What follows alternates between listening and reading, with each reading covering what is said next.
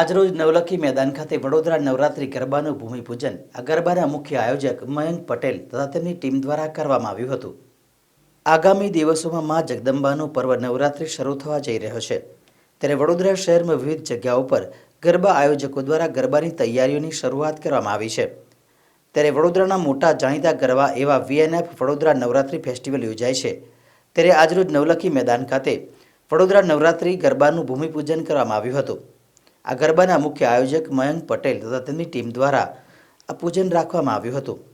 મોટી સંખ્યામાં લોકો ભૂમિપૂજન ખાતે ઉપસ્થિત રહ્યા હતા। વડોદરા શહેરના ભારતીય જનતા પાર્ટીના અધ્યક્ષ જયપ્રકાશ સોની, વડોદરા મહાનગરપાલિકાના સ્થાયી સમિતિના અધ્યક્ષ ડૉક્ટર શીતલ મિસ્ત્રી, ડેપ્યુટી મેયર ચિરાગ બારોટ, દંડક શૈલેષ પાટીલ તથા વિવિધ મહાનુભાવો ઉપસ્થિત રહ્યા હતા। ત્યારબાદ ભૂમિપૂજન કરવામાં આવ્યું હતું। જ્યારે વડોદરા નવરાત્રી ફેસ્ટિવલ દર વખતની જેમ આ વર્ષે પણ ખૂબ ધામધૂમથી યોજાય તેવી શુભેચ્છાઓ આપવામાં આવી હતી। ખેલૈયાઓ માટે વિવિધ સુવિધાઓ અને સુરક્ષા પૂરી પાડવામાં આવશે તેવી બાંહેધરી આપવામાં આવી હતી। આ આગામી 22 સપ્ટેમ્બરથી શરૂ થતી મા જગદંબાની આરાધનાનું મહાપર્વ એટલે નવરાત્રિની જે આ ગરબાનું આયોજન છે, ખાસ કરીને આપ સર્વે તમામ વાકેફ છો। વડોદરાના ગરબા અને વડોદરાની નવરાત્રિ વિશ્વ ફલક ઉપર એક અલગ મુકામ કાયમ કરેલું છે। વડોદરાના ગરબાને યુનેસ્કો દ્વારા હેરિટેજમાં સ્થાન આપવામાં આવ્યું છે અને જાણે કે જે રીતે નવરાત્રિનો ઉત્સવ છે એ વડોદરા માટે મહત્વનો થઈ જાય છે, બીજા તમામ ઉત્સવોમાં વડોદરાની પ્રજા ઉત્સવ પ્રિય તો છે જ, પણ નવરાત્રિની વાત આવે ત્યારે કંઈક અલગ પ્રકારનો એક માહોલ અને જે હર્ષોલ્લાસથી ઉજવણી થાય છે। ત્યારે એવા પ્રસંગે આજ રોજ વડોદરા નવરાત્રી ફેસ્ટિવલના આ ગરબાનું ભવ્ય આયોજનની શુભારંભ કર્યો છે। ભૂમિપૂજન દ્વારા મા જગદંબાને પ્રાર્થના કરી અને આ આયોજન ખૂબ સફળ રહે, સુરક્ષિત રહે, કોઈ પણ જાતના અનિચ્છનીય બનાવ બને નહીં અને સંપૂર્ણ સુરક્ષિત અને ભક્તિમય વાતાવરણમાં આ નવરાત્રિની ઉજવણી થાય એ માટે આજે શુભારંભ છે। પાસ માટે ઓનલાઈન તથા આજરોજથી છેલ્લા 2 દિવસથી ઓફલાઈન પણ વ્યવસ્થા કરવામાં આવી છે અને અમારા દ્વારા દર વખતે જેમ જાણો છો કે એકદમ જ વ્યાજબી ભાવે પાસનું વિતરણ થાય છે। બહેનો માટે માત્ર 400 રૂપિયામાં સિઝન પાસ આપવામાં આવે છે અને જે દીકરાઓ છે, ભાઈઓ છે, એમના માટે 2500 છે અને જે સ્ટુડન્ટ છે એના માટે માત્ર 2100 રૂપિયામાં પાસ અમારા દ્વારા આપવામાં આવે છે અને તમામ પાસ હોલ્ડરો પાસ લેવા ઈચ્છતા લોકો માટે ઓનલાઈન વેબસાઇટ દ્વારા તથા ઓફલાઈન 3 સેન્ટરો ખોલવામાં આવ્યા છે, ત્યાંથી પાસ VNF વડોદરા નવરાત્રી ફેસ્ટિવલ 1916થી શરૂ થયેલું, 2016થી અને આજે 10મું વર્ષ છે।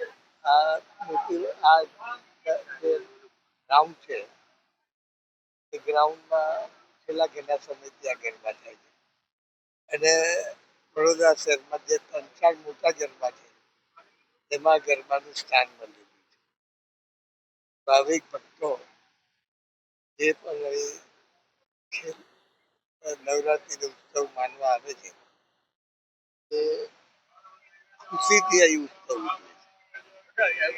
ખાસ કરીને કોઈક આવા આપણા હિન્દુઓના તહેવારો છે ત્યારે કેટલાક વિધર્મીઓ હવનમાં હાડકાં નાખવાનું કામ કરતા હોય છે, એ લોકોને કોઈ મેસેજ તો એના માટે બધા પગલાં લેતા હોય છે। વડોદરા કલા નગરી, ઉત્સવ પ્રિય નગરીમાં નવરાત્રી એક આગવું સ્થાન ધરાવે છે। વડોદરામાં કોઈ પણ તહેવાર હોય ખૂબ ઉત્સાહથી ઉજવવામાં આવે છે। હાલ ગણપતિની સ્થાપના થઈ ચૂકી છે, ગણેશ વિસર્જન પણ થશે, ત્યારબાદ નવરાત્રી મહોત્સવની શરૂઆત થશે। વડોદરાના ગરબાના મુખ્ય આયોજક એમાંના એક એવા વડોદરા નવરાત્રી ફેસ્ટિવલ VNF નું આયોજન દર વર્ષે નવલખી ગ્રાઉન્ડ પર 2016થી કરવામાં આવી રહ્યું છે। ખૂબ સારો ગ્રાઉન્ડની તૈયારી થતી હોય છે। આજે એ ગ્રાઉન્ડની તૈયારી માટે ભૂમિપૂજન રાખવામાં આવ્યું છે। વડોદરાના તમામ શ્રેષ્ઠીઓ આ ભૂમિપૂજનમાં પધાર્યા છે।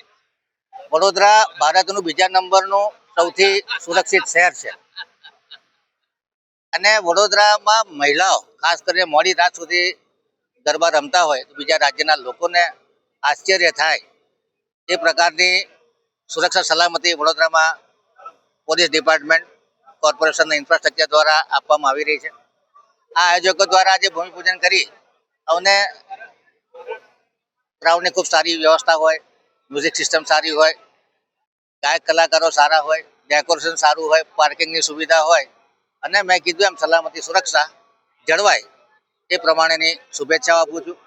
તમામ ખેલૈયાઓ ખૂબ ઉત્સાહથી આ ગરબામાં ભાગ લેતા હોય છે. હજારોની સંખ્યામાં યુવાનો યુવતીઓ ખૂબ આસ્થાથી, ખૂબ કલાત્મક રીતે અને પોતાની એકતાનું પ્રદર્શન કરતા હોય છે. ત્યારે આ પ્રસંગે તમામ આયોજકોને ખૂબ ખૂબ શુભેચ્છાઓ આપું છું. તમામ નાગરિકોને ગણપતિ મહોત્સવ અને આવનારા નવરાત્રિ મહોત્સવની ખૂબ ખૂબ શુભેચ્છા.